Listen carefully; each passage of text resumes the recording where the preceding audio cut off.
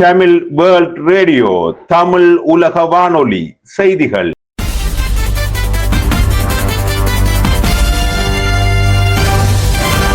தலைப்புச் செய்திகள். வணக்கம். தமிழுலக வானொலியின் இரவு நேர பிரதான செய்திகளோடு இணைந்து கொள்ளும் நான் லபிதா தர்மசீலன். செம்மணியில் இன்றும் 9 எண்புக்கூடுகள் அடையாளம்.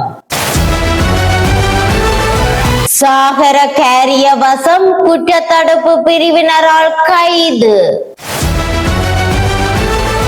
சவுதி அரேபிய எண்ணெய் சுத்திகரிப்பு ஆலை மீது ஈரான் தாக்குதல்.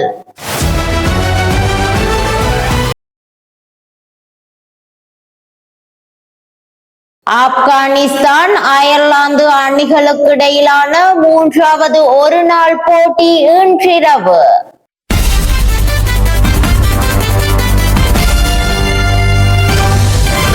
உள்நாட்டு செய்திகள். யாழ்ப்பாணம் செம்மணி சிந்து பாத்தி மனித புதைக்குழியின் 102வது நாள் அகழ்வு பணிகள் இன்று முன்னெடுக்கப்பட்டன.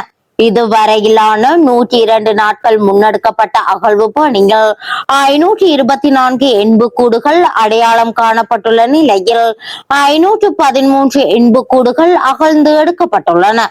செம்மணி மனித புதைக்குழியில் 3ஆம் கட்ட அகழ்வு பணிகளை 56 நாட்கள் முன்னெடுக்க நீதிமன்றம் அனுமதி வழங்கிய நிலையில் 48வது நாளான இன்றைய தினம் 9 எண்புக்கூடுகள் புதிதாக அடையாளம் காணப்பட்டுள்ள நிலையில் ஏற்கனவே அடையாளம் காணப்பட்ட 7 எண்புக்கூடுகள் அகழ்ந்து எடுக்கப்பட்டுள்ளன. ஸ்ரீலங்கா பொதுஜன பெரமுனவின் பொதுச் செயலாளர் சட்டத்தரணி சாகர கேரியவசம் இன்று முற்பகலில் கைது செய்யப்பட்டுள்ளார்.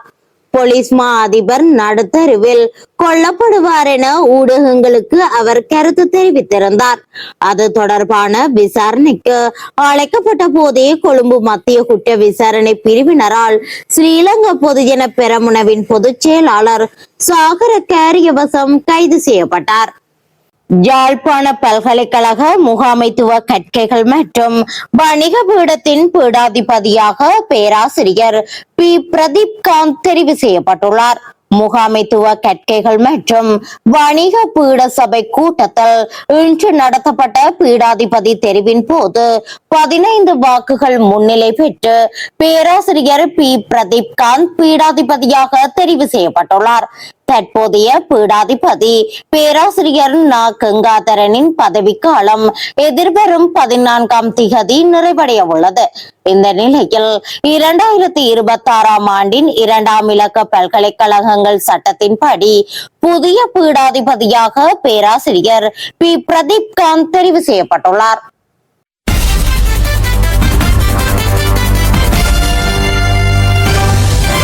வெளிநாட்டு செய்திகள். அரேபியாவில் உள்ள அராம்கோ எண்ணெய் சுத்திகரிப்பு ஆலை மீது தாக்குதல் நடத்தப்பட்டுள்ளது.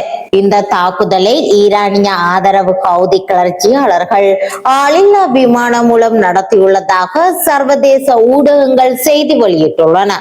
சவுதி அரேபியா, துருக்கி மற்றும் பாகிஸ்தான் கூட்டு பாதுகாப்பு ஒப்பந்தத்தில் கையெழுத்திட்ட 2 நாட்களுக்கு பின்னர் இந்த தாக்குதல் நடத்தப்பட்டுள்ளது. மேலும் செங்கடலையும் ஏடன் வளைகுடாவையும் இணைக்கும் பாப்பல் மாண்டேப் நீரிணைக்கு அருகில் அமைந்துள்ள மொஹா துறைமுகமும் ஹவுதிகளின் தாக்குதல்களால் பெருமளவு சேதமடைந்துள்ளதாக தெரிவிக்கப்பட்டுள்ளது.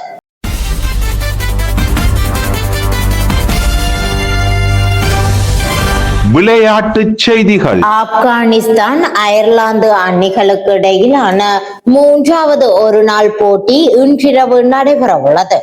ஆப்கானிஸ்தான் கிரிக்கெட் அணி அயர்லாந்தில் சுற்றுப்பயணம் மேற்கொண்டு 5 போட்டிகள் கொண்ட ஒரு நாள் தொடரில் விளையாடி வருகிறது. இரு அணிகளுக்கும் இடையேயான முதல் ஒரு நாள் போட்டி மழை காரணமாக ரத்து செய்யப்பட்டது. இதையடுத்து நடைபெற்ற 2வது ஒரு நாள் போட்டியில் அயர்லாந்து அணியை வீழ்த்தி ஆப்கானிஸ்தான் அணி வெற்றி பெற்றது. இதன் மூலம் 5 போட்டிகள் கொண்ட தொடரில் ஆப்கானிஸ்தான் முன்னிலை பெற்றுள்ளது. இந்நிலையில் இரு அணிகளுக்கு இடையேயான 3வது ஒரு நாள் போட்டி இன்றிரவு நடைபெற உள்ளது.